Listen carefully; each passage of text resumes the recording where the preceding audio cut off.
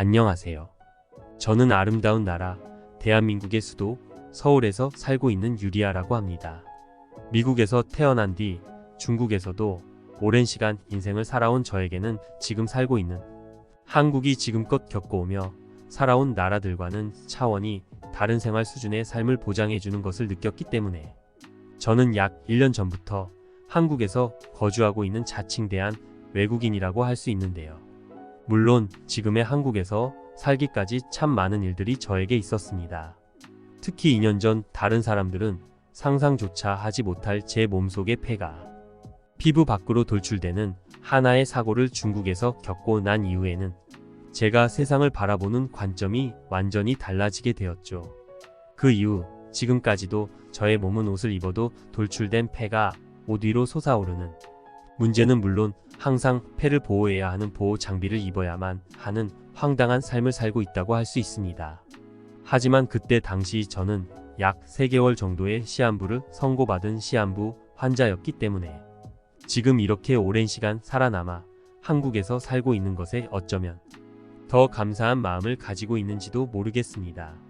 저의 부모님께서는 제가 태어나기도 전부터 한국에서 살고 계시던 분들이셨는데요. 어머니는 그때 당시 한국에서 유행이 퍼져나가고 있던 전문적인 남성 헤어샵의 사업을 한국에서 크게 확장시키고 계셨고, 또 아버지께서는 그러한 어머니의 사업을 도와 각종 직원 관리나 세금 관리와 같은 공동체의 사업을 한국에서 운영하고 계셨습니다. 이미 미국에서는 그러한 바버샵이라고 불리는 미용실이 너무 과다한 경쟁을 펼치고 있었고, 어머니는 시장을 어느 정도 예측하시고는 그때 당시 아직 한국에서는 잘 알려지지 않은 바버샵이라는 사업을 사실상 한국에서 제일 먼저 시도하셨던 분이시죠. 물론 한국에서 이러한 사업을 시도하시기 전에 미국에서도 몇 번 운영을 했다고는 알고 있으나 하루가 멀다 하고 찾아오는 흑인 강도들 때문에 일주일에 3번씩은 그들에게 줘야 될 미용실 운영 비용에 돈을 따로 빼놓아야 되는 어려움을 겪으셨고, 결국 어머니와 아버지는 미국은 사람이 살 곳이 아니라며 많은 나라를 경험하시다 최종적으로 한국에 정착하시게 되셨습니다. 그리고 그때 당시 어머니는 매장을 찾아오시는 다양한 한국인 분들을 친구로 사귀시거나 인맥을 늘려나가시면서 한국인들의 생활 방식이나 문화에 깊은 감명을 받으셨죠. 부모님 두 분이 모두 하나의 사업을 운영하셨기 때문에 아이를 가지는 계획은 더 많은 시간을 두고 천천히 준비하려고 했으나 어느 날 갑자기 제가 생겨버린 것이죠. 자식의 교육에는 부모의 손길이 꼭 필요하다는 생각을 가지고 계셨던 어머니는 저를 임신한 상태로 할머니, 가족분들의 도움을 받을 수 있는 미국으로 다시 어쩔 수 없이 돌아가시게 되었고, 그렇게 저라는 존재가 미국에서 태어났습니다. 그렇지만 저는 어렸을 때부터 대부분의 시간을 한국에서 보내온 부모님의 영향 때문인지 한 달에 한 번씩은 무조건 어머니, 한국인 친구분들이 놀러 오시는 것을 보면서 자라왔던 것은 물론 그 친구분들의 아들이나 딸인 한국인 친구들과도 매우 친해지며 한국어도 금방 늘 수 있었죠. 또 기본적인 학업보다는 저에게 넓은 세상을 보여주고 싶었던 어머니의 교육 철학 때문인지 저는 미국에서 기초학교에 다녀야만 하는 시기에 학교를 다니기는커녕 오히려 대부분의 시간들을 한국을 여행하거나 그곳에서 단기적으로 거주하는 아주 특이한 삶을 살 수 있었습니다. 이러한 영향 때문인지 이미 10살의 나이가 되었을 때 저는 기본적인 한국어를 읽고 쓰는 것을 전부 할 수 있었고, 저와 비슷한 나이대의 한국인 친구들은 물론 그들의 한국인 부모님과도 매우 친해질 수 있었죠. 미국과 한국을 둘 다 경험하며 자라온 저였지만 그저 이름만 유명한 미국이라는 나라는 치안도 좋지 않고 생활도 불편한 나라라는 생각이 자리 잡게 되었고, 그에 반해 한국은 너무나 살기 좋은 것과 함께 다양한 자연환경이 함께 어우러져 있는 한국의 문화재들은 제가 제일 좋아하는 것들 중 하나였습니다. 특히 서울 한복판에 자리 잡고 있는 경복궁은 그렇게나 어린 나이였던 저에게 웅장함을 넘어서서 무언가 마음이 편안해지는 감정마저 느끼게 해주는 아주 특별한 장소였기에 한국에서 잠깐씩 거주하는 기간 중 대부분의 시간을 저는 경복궁의 내부를 구경하거나 경복궁 외부의 광장을 돌아다니는 시간으로 사용하기도 했을 정도니까요. 경복궁 앞에서 한국의 역사적인 옷들을 입고 경복궁을 지키는 한국인분들의 모습은 그때 당시 저에게는 그 어떤 영화 속의 히어로들보다도 멋져 보이는 사람들이었죠. 하지만 이렇게 행복한 한국에서의 저의 어린 생활은 그렇게 오래가지 못했습니다. 미국에서 저를 출산한 뒤 제가 걸을 수 있는 나이가 되자마자 저와 아버지를 데리고 한국으로 다시 정착하신 어머니께서는 어째서인지 어느 날 자신의 헤어샵 사업을 중국으로 확장시키고 싶다고 말씀하시면서 저와 아버지에게 가족의 사업을 위해서 함께 중국을 가자고 설득했기 때문이죠. 그때 당시 이제 막 한국에서의 수많은 친구들과 자유롭게 노는 생활을 즐기고 있던 저에게는 청천벽력과 다름없는 요청이었지만 가족의 생계를 전적으로 책임지시는 어머니의 설득 때문인지 저는 결국 아버지와 함께 중국으로 떠날 수밖에 없었습니다. 나라에 대한 편견이 있던 것은 아니지만 종종 중국에 대한 얘기들을 접하거나 사진들을 볼 때마다 한국과는 너무나 다른 다소 청결하지 못한 환경이나 사람들의 모습 때문에 가기가 싫었지만 어린 나이였던 저는 그저 어쩔 수 없는 노릇이었죠. 중국의 한 대도시에 정착하게 된 저와 어머니, 그리고 아버지는 도착하자마자 어머니의 헤어샵 오픈을 위해 매일 분주한 노력을 기울였습니다. 하지만 이해할 수 없던 것은 저와 가족들이 미용실 인테리어 공사를 할 때마다 의문이 중국인들이 몰래 찾아와서는 저희 미용실을 화장실처럼 이용하거나 미용실에 비싼 미용 도구들을 훔쳐가는 사건까지 발생하더군요. 중국 경찰들에게 신고하기도 했으나 그들은 그저 신고를 접수받았다는 말만 하고는 저희 어머니의 미용실 매장에는 단 한 번도 찾아오지 않았습니다. 기존 한 달 정도 예상하고 있던 내부 공사는 이러한 중국인들의 만행 때문에 2달로 늘어나게 되었고, 그러는 사이 어머니와 저희 가족은 심각한 적자를 보면서 매장 운영에 차질을 겪게 되었죠. 그래도 어느 정도 시간이 걸려 매장은 다행스럽게 문을 열 수 있었습니다. 하지만 어째서인지 어머니의 미용실은 중국인들에게 별로 인기가 없었고 매일매일 이상한 중국인 노숙자들만이 찾아와서 자신들의 머리를 무료로 잘라줄 수 있냐는 황당한 상황들만이 눈앞에 펼쳐지기 시작하더군요. 가족의 생계를 책임지시던 어머니께서는 결국 중국에서 사업 확장 가게를 열고 한 달 만에 잠정적으로 긴 휴가를 결정하시게 되었습니다. 저는 어차피 쉴 거라면 한국 여행이나 갔다 오자는 제안을 했으나 어머니께서는 돈이 없다며 그냥 간단히 중국의 놀이공원이나 가자는 제안을 해주시더군요. 썩 내키지는 않았지만 저는 지금까지 단 한 번도 놀이공원을 겪어보지 못했기 때문에 어느 정도 기쁜 마음으로 중국의 한 놀이공원 시설에 입장할 수 있었습니다. 아버님과 어머님은 고민이 많아 보이기도 했지만 저는 그 날만큼은 신나게 놀자는 생각에 이미 여러 놀이기구를 탈 생각으로 중국의 놀이공원을 돌아다니고 있었죠.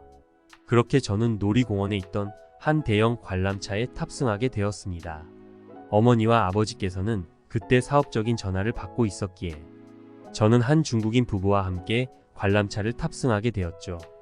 처음 타보는 관람차의 무섭기는커녕 오히려 바깥의 풍경이 신기하게 느껴지던 바로 그 순간 제가 타고 있던 관람차가 순간 공중에 정지하더군요.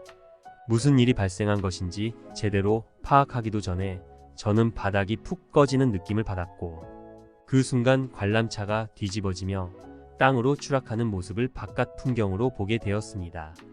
그렇게 저는 관람차가 추락하는 사고의 피해자가 되고 말았죠. 수많은 피해자들이 나왔지만 저는 다른 사람들보다 더욱 큰 피해를 입고 말았습니다. 어린 나이였던 제가 처음 병원에서 눈을 떴을 때에 저는 배 쪽에 무언가 이상한 느낌을 받게 되었고 그곳을 바라본 순간 배 밖에 자리 잡고 있는 저의 폐를 볼 수 있었습니다. 제대로 된 상황 파악조차 되지 않았지만 저에게 간단히 설명해준 중국 의사분은 제가 탑승하고 있던 관람차가 추락하며 다른 시설물과 부딪히게 되었고 그러던 중 기둥의 구조물이 저의 상체와 접촉하며 살아난 것이 기적일 정도의 대수술을 받게 되었다는 설명을 해주시더군요. 하지만 그 뒤 이어진 말은 충격적이었습니다. 그렇게나 어린 나이였던 저에게 그 중국인 의사분은 기둥과 접촉하며 폐의 일부분이 피부 바깥쪽으로 돌출하게 되었고, 폐의 특성상 너무 과다한 산소 접촉이 이제부터 피부를 통해 지속적으로 발생할 것이라며 저보고 3개월 정도의 시한부 선고를 내리셨기 때문이죠.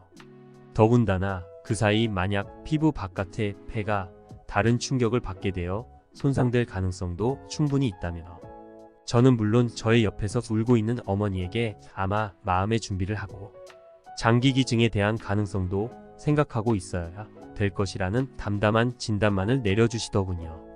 그 이후 저는 폐가 밖으로 돌출된 상황에서 약 2주 정도 만에 병원을 퇴원하고 말았습니다.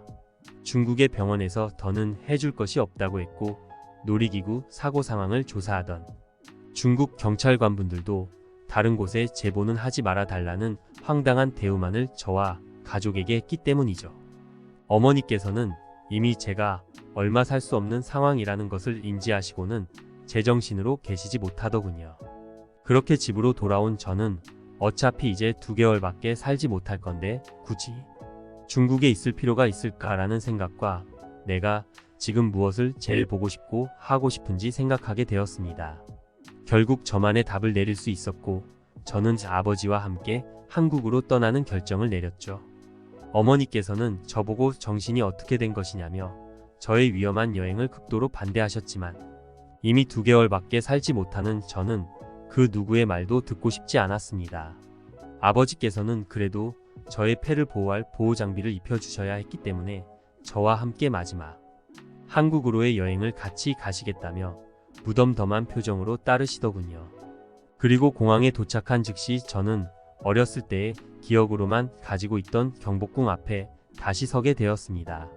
제가 키가 커지고 성장한 만큼 어린 시절의 웅장함은 느껴지지 않았지만, 그곳의 아름다운 자연환경과 시간이 멈춘 듯한 고즈넉한 풍경은 이제 살 수 있는 시간이 2개월밖에 남지 않은 저에게는 최고의 선물이었죠. 내친 김에 저는 경복궁 근처에서 한복을 입고 돌아다니는 사람들처럼 한복을 대여해 입기로 하고 경복궁 안 폭대여소로 들어가게 되었습니다.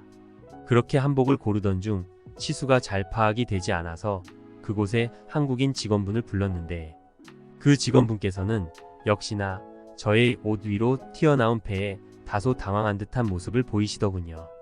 저는 천천히 저의 상황에 대해 설명을 해드렸습니다.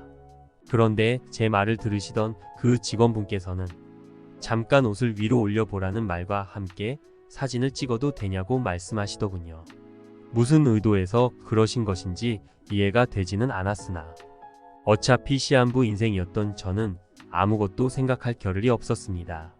그런데 그 직원분께서 갑자기 저와 아버지에게 잠시만 기다려보라는 말을 하시고는 이제 곧 자신이 알고 있는 의사분이 오실 거라며 뜬금없는 말을 하기 시작했습니다. 생전 처음 보는 저에게 무슨 의사를 보내준다는 것인지 이해되지도 않던 순간 한 남자분이 땀을 흘리며 뛰어오시더니 저의 얼굴을 확인하시고는 지금 당장 근처의 대학병원으로 가자며 더욱 어처구니 없는 소리를 하더군요. 알고 봤더니 한복대 여소의 직원분은 남편이 의사였던 직원분이셨고, 그 의사분께서는 새로운 수술의 시도를 위해 저처럼 희귀한 사례의 사람들을 찾고 계시던 흉부외과 전문의였던 것입니다. 저희 아버지께서는 갑자기 일어난 상황에 다소 흥분하시며 이 아이는 어차피 2개월 밖에 살지 못하는데 무슨 수술이냐며 화를 내셨지만, 저는 어째서인지 어차피 세상을 떠날 거라면 할 수 있는 것은 해보고 떠나자는 이상한 용기가 생기더군요. 저를 쳐다보는 그 한국인 의사분의 눈빛에서는 무언가 엄청난 신뢰가 느껴졌고, 저는 그렇게 그 의사의 설득대로 경복궁 근처에 있던 한 대형 병원으로 이동하게 되었습니다. 추락사고의 피해로 폐의 위치가 배 쪽으로 이동한 것은 물론 폐 일부분이 피부 표면으로 튀어나온 것이라며 설명을 해주시던 그 의사분은 아마 수술이 정상적으로 되게 된다면 더는 피부로 돌출된 폐를 보호할 보호장비도 착용하지 않아도 될 것이라는 놀라운 말을 해주시더군요. 더군다나 그 의사분께서는 수술에 대한 모든 과정이 녹화되고 일부 논문 자료에 실릴 수 있지만 수술에 대한 모든 비용은 전혀 받지 않을 것이라는 그 말 또한 저와 아버지에게는 너무나 감사하게 들리기만 했습니다. 모든 검사를 진행하고 약 2주 뒤 저는 대수술을 받을 수 있었죠. 80시간이 넘는 수술 끝에 저는 다시 눈을 뜨게 되었고, 눈을 뜨고 제일 먼저 확인한 것은 저의 배를 만져보는 것이었습니다. 그런데 놀랍게도 원래 폐가 만져졌어야 할 자리에 아무것도 느껴지지 않더군요. 어린 나이였던 저지만 그 순간 저는 살면서 그렇게나 많은 눈물을 그날 전부 흘려버리고 말았습니다. 수술은 성공적으로 완료되었고 수술의 흉터는 크게 남았지만 더는 옷 위로 폐가 돌출되지도 않았고 그것을 보호하기 위한 불편한 보호 장비를 착용해야 할 일도 사라졌죠.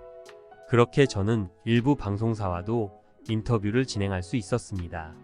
그 뒤 다시 1년이라는 시간이 지나 2년의 세월이 지나고 있지만 저는 한국에서 어머니, 아버지와 함께 행복한 생활을 하고 있죠.